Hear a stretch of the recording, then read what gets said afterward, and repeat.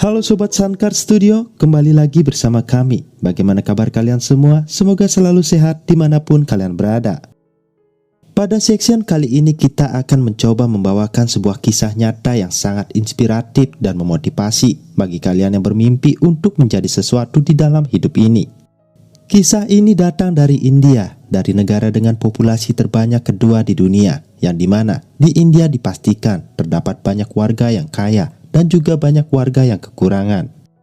Dan sebelum lanjut ke kisah nyata yang akan kami bawakan, kami ingatkan kepada sobat semua yang menemukan video ini untuk mendukung channel ini dengan like dan subscribe demi membantu perkembangan channel kami.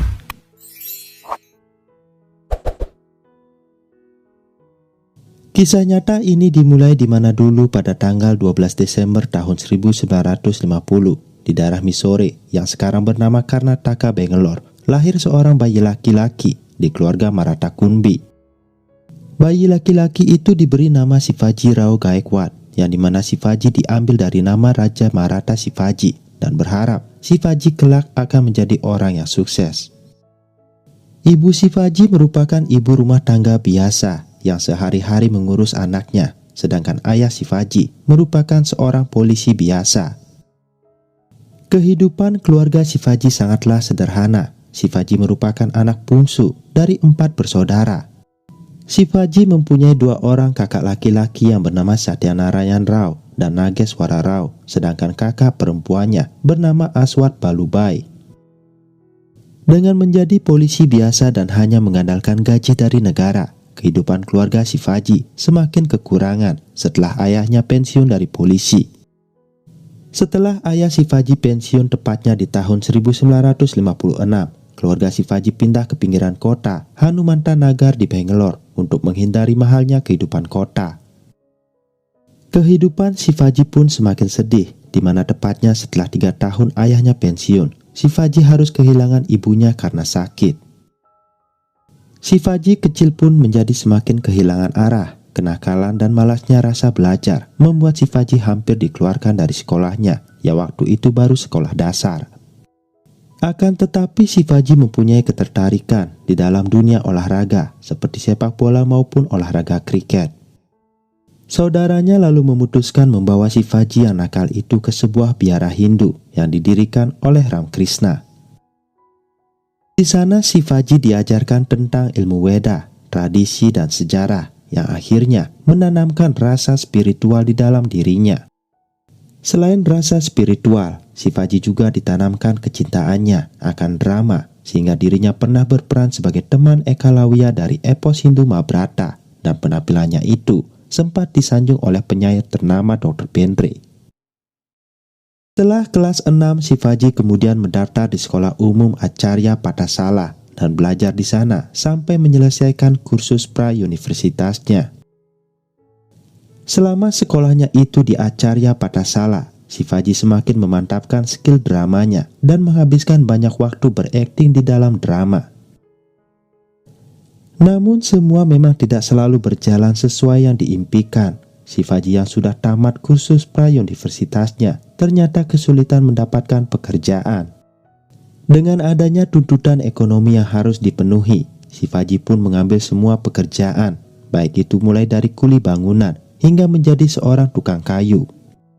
Dan setelah berkutit di dunia pertukangan, Shivaji pun kembali berpikir kalau dirinya harus melakukan sebuah perubahan di dalam hidupnya.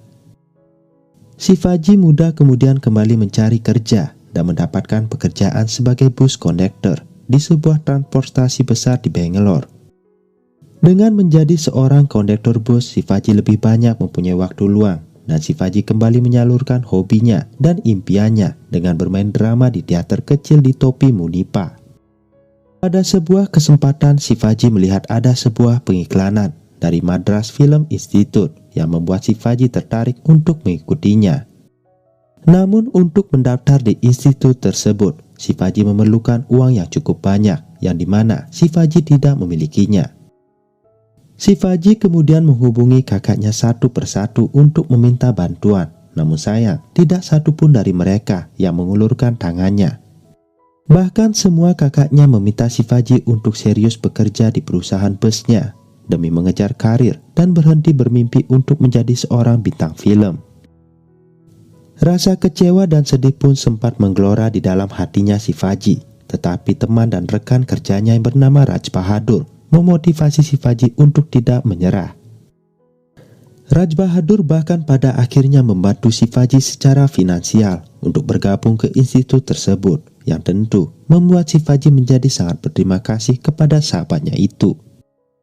Akan tetapi tidak berhenti sampai di situ. Tampang yang kurang begitu tampan membuat Shivaji dipandang sebelah mata. Tapi Shivaji menyadari kelemahannya itu. Shivaji pun terus-menerus mengasah skill aktingnya untuk menutupi kekurangannya itu. Hingga pada suatu kesempatan seorang sutradara film Tamil yang bernama K. Balachander mulai memperhatikan bakat yang Shivaji miliki. Sutradara itu bahkan mendatangi Shivaji dan menyatakan ketertarikannya akan bakat yang dimiliki oleh Shivaji itu.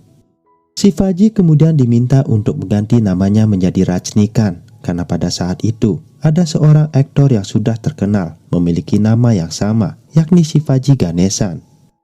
Selain mengganti namanya, sutradara Balachander juga menyarankan Rajnikanth untuk mempelajari bahasa Tamil yang tentu menjadi tahap sulit selanjutnya di dalam kehidupannya karena dirinya tidak pernah mengerti bahasa itu. Pada tahun 1975, tepatnya ketika Rajnikanth berumur 25 tahun, sutradara Balachander memberikan film yang berjudul Apurva Ragangal sebagai debut film pertamanya. Dan walaupun sebagai peran kecil, tetapi penampilan Rajnikanth berhasil mendapatkan pujian dari banyak penggemar maupun kritikus film. Namun sayang dengan tampang yang dia miliki, Rajnikanth selalu berkutik dengan peran antagonis, tetapi Rajnikanth tidak pernah mengeluh ataupun berkecil hati. Hingga pada akhirnya pada tahun 1977, Rajnikanth akhirnya mendapatkan peran utamanya di dalam film Telugu yang berjudul Chilakama Chepindi. Dan Rajnikanth berhasil memuaskan penontonnya. Semenjak saat itu Rajnikanth pun dikenal sebagai aktor papan atas India. Walaupun pernah beberapa kali mengalami kegagalan di dalam filmnya, namun Rajnikanth selalu berhasil kembali dengan performa yang luar biasa. Rajnikanth menikah dengan Lata pada tanggal 26 Februari tahun 1981, dan dari hasil pernikahannya itu Rajnikanth mempunyai 2 orang putri, yakni Aishwarya dan Saundarya. Rajnikanth dengan nama besarnya dikenal sebagai bintang yang rendah diri. Walaupun sudah menjadi orang yang sukses, Rajnikanth tidak pernah melupakan orang yang berjasa besar di dalam perjalanan hidupnya. Bahkan Rajnikanth tidak pernah membenci keluarganya, walaupun tidak satu pun keluarganya mendukung dirinya berkarir di dunia perfilman. Rajnikanth juga dikenal sebagai aktor yang tidak terlalu memperdulikan storyline film yang ditawarkan untuknya. Seperti halnya film Robot, yang dimana banyak bintang termasuk Shah Rukh Khan menolaknya. Namun Rajnikanth langsung menerima tanpa membaca alur ceritanya terlebih dulu. Selain sebagai aktor, Rajnikanth juga dikenal dekat dengan seluruh lapisan masyarakat tanpa memandang statusnya. Bahkan Rajnikanth tidak jarang menjadi pemimpin di dalam suatu gerakan untuk menyuarakan hak warga yang kurang mampu. Dan oleh karena itu diketahui, Rajnikanth dibuatkan patung di South India dan dipuja layaknya dewa oleh para pendukungnya. Rajnikanth juga dikenal mempunyai kebiasaan yang unik, di mana Rajnikanth tidak bertemu dengan orang setelah jam 9 malam dan selalu tiba di tempat syuting sebelum orang lain hadir di sana. Hingga kini Rajnikanth dilaporkan memiliki kekayaan sekitar 55 juta dolar Amerika dan memiliki banyak award termasuk Padma Bhushan dan Padma Vibhushan sebagai penghargaan tertinggi kedua dan ketiga di negara India. Jadi begitulah kurang lebihnya perjalanan yang mungkin bisa menginspirasi kalian, para pendengar Zencastr Channel. Semoga bisa memotivasi kalian untuk tidak pernah berkecil hati dan terus mengejar apa yang diimpikan. Dan terima kasih kami ucapkan kepada teman-teman semua sudah mendengarkan bagaimana perjalanan seorang tukang bangunan bisa menjadi salah satu orang berpengaruh dan sukses di India. Dan kami dari Zencastr Studio pamit undur diri. Syukriya.